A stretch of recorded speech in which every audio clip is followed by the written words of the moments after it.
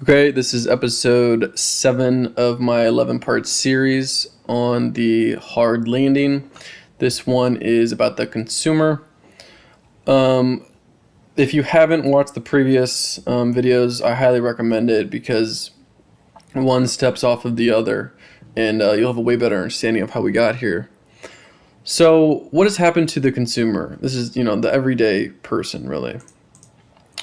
Well, I showed this chart in, I think, the income video, but this just shows that people are having to spend more than they have in disposable personal income. And what does that, what do people do when they have to spend more than they make? Well, the first thing you guess is you would save less. So this shows the personal savings rate. And this, if you look at this line on 6%, this is kind of the, I guess, medium or average of what it was prior to the pandemic. And we all got the stimmy checks and it skyrocketed. Well, now it's come all the way back down, but instead of the 6%, we've actually gone lower. Okay, so people kind of got used to spending more. And people still want to spend what they were, so they save less. And that's what you're looking at now. The savings rate is right around 4%, I believe, below previous averages. And if you look at this article from the Kobayashi letter, Americans saved and spent their pandemic windfalls, is kind of exactly what we were just looking at. Excess savings reached $2.1 trillion in 2021, helping to propel spending. But look at it now. So he said $2.3 trillion of accumulated savings have been depleted by Americans since August of 2021. In other words, $67.6 billion of savings has been spent by U.S. consumers per month. As savings have declined, consumers' credit card debt has spiked by $290 billion, or 40% in 3 years. So we'll talk about this later, but what do you do when you're not saving anymore? What do you do next? You spend it on the credit card. In other words, fight rising prices and elevated interest rates, U.S. households have gone into debt at the fastest pace since the 2008 financial crisis. Consumers are struggling. I mean, this says it perfectly. Go follow this guy. He's smart. Okay, and then this is net savings as a percentage of gross national income. And you've seen since the pandemic, we have just skyrocketed down. This is a similar chart as to what we were just looking at. This is the delinquency rate on consumer loans. So people take out loans when they need money, obviously, when they're hurting. And this is the delinquency rate. Okay, so, I mean, look at what happens prior to recessions. You start to go up.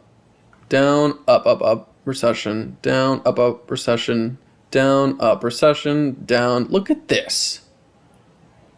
Okay, look at this. Boom.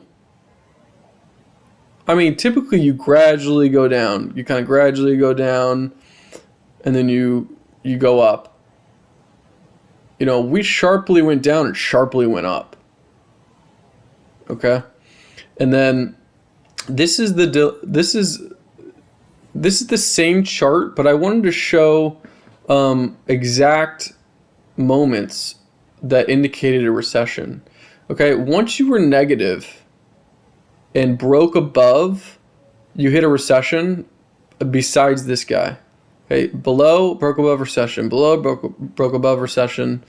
And this is the rate, the percentage change from a year ago. So it's the same chart, but different units. And when you break above here, it's following the same chart, the same pattern as before. Okay, so we've broken above. We just haven't gotten the recession yet. But does that mean we're not going to get it? Probably not. And I want to talk about this guy right here. If you looked at my yield curve video, what do we do in 95 to prevent the recession? Why do we have a soft landing? Because the Federal Reserve stopped raising rates and then immediately lowered the rates prior to the yield curve inversion. Okay, we've had the longest yield curve inversion in history. For years, it's been inverted. And this is the only time we avoided it. It was when they cut rates prior to it. That just hasn't happened, okay? This is credit card delinquencies, very similar chart. So what do people do when they can't save more? They spend on their credit card, and then these are the delinquency rates. So I mean, look at how high this is. Okay, this is way above 2008. I mean, you're all the way at 50%. This is percent change from a year ago. So it's the change, it's the rapid change in credit card delinquencies. We've come down a little bit, but look at this, 50%, way above anything before. And then housing delinquencies. This is delinquency rate of multifamily housing from Game of Trades. Housing defaults have just hit the highest level since 2011. This is not looking good. I mean, just look at the housing defaults. This is multifamily housing specifically, but it's just alarming. And then let's talk about the beige book one more time. So I talked about this, I believe, in the income video, but this is basically a book of surveys that the Federal Reserve gets from businesses, and they compile it all from all 13. I think it's all 13 Federal Reserve districts, and it's just kind of a survey of how the economy is doing. And this is from May because the June hasn't come out yet. But I just highlighted some things. Consumer spending rose moderately overall, which was driven by individuals with discretionary income, as lower income individuals pulled back or traded down to lower price goods.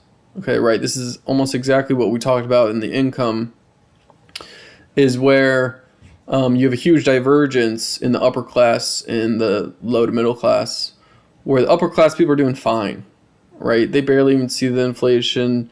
Their assets are skyrocketing. They're having a great time, where everybody else is really struggling. Overall outlooks grew somewhat more pessimistic amid reports of rising uncertainty and greater downside risks. Waning consumer demand was an ongoing concern for many businesses. I mean, it's so clear that the consumer is spending less. And that always happens right before a recession. And this was in May. This is the report from a month and a half ago. So I'm going to kind of wrap up the previous 7 videos, this video including, in the next one, in the GDP, and kind of show what has this caused in terms of the gross domestic product, the output of the economy. So it's kind of all summed up in the next video. Be sure to watch it. Until then, Godspeed.